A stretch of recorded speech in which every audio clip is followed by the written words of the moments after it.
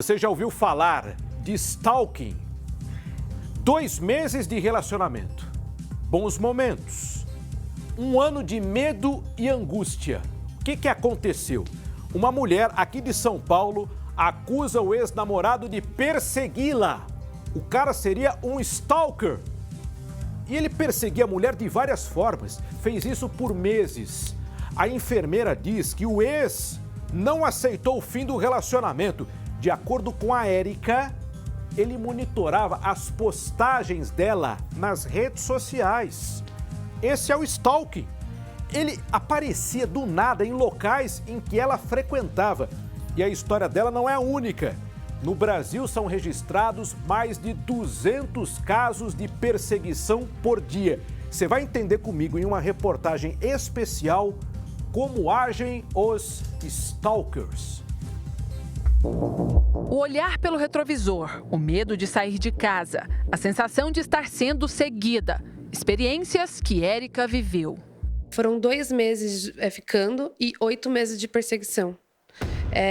Então foi um ano muito conturbado. Foi praticamente 1 ano com medo, que eu vivi presa.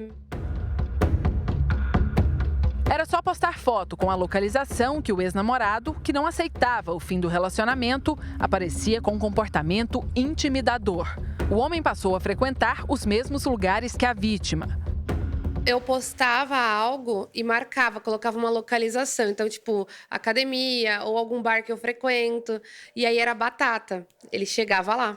No país, são registrados cerca de 211 casos de stalking por dia. Isso de acordo com um levantamento divulgado no Fórum Brasileiro de Segurança Pública, que mostrou que só no ano passado foram mais de 77 mil casos. Números que só aumentam, já que os perseguidores encontram cada vez mais ferramentas para agir. Se antes eles se escondiam atrás de algo, dentro de carros, hoje eles também podem se esconder por trás das telas. O ato de stalkear tem sido banalizado, principalmente com as redes sociais. Esta psicóloga explica que é algo que não pode ser normalizado. Hoje nós sabemos que existem leis, né, de proteção de dados, mas, porém, existem as redes sociais abertas aí para todas as pessoas, o que facilita, sim, a pessoa stalkear o outro. Bárbara viralizou na internet contando a história surpreendente de perseguição que sofreu. O cara me seguiu por 2 anos sem eu saber que era seguida. Ela conversou com a nossa equipe e contou que descobrir que era seguida na rua, no ônibus e em vários outros lugares era simplesmente assustador. Ele começou a me seguir, pegava o mesmo ônibus que eu, depois descia no mesmo ponto que eu, começou a seguir até minha casa. A partir disso, ele começou a seguir minha família também. Então, ele seguia minha mãe. Ele começou a descobrir os nossos dados pessoais. Então, ele descobriu o telefone da minha mãe. Ele sabia tudo, ele sabia toda a minha rotina. Famosos também já sofreram com as investidas de stalkers. Débora Falabella começou a ser perseguida após tirar foto com uma fã. Foram muitos anos lutando para conseguir uma medida protetiva, até que a mulher foi presa.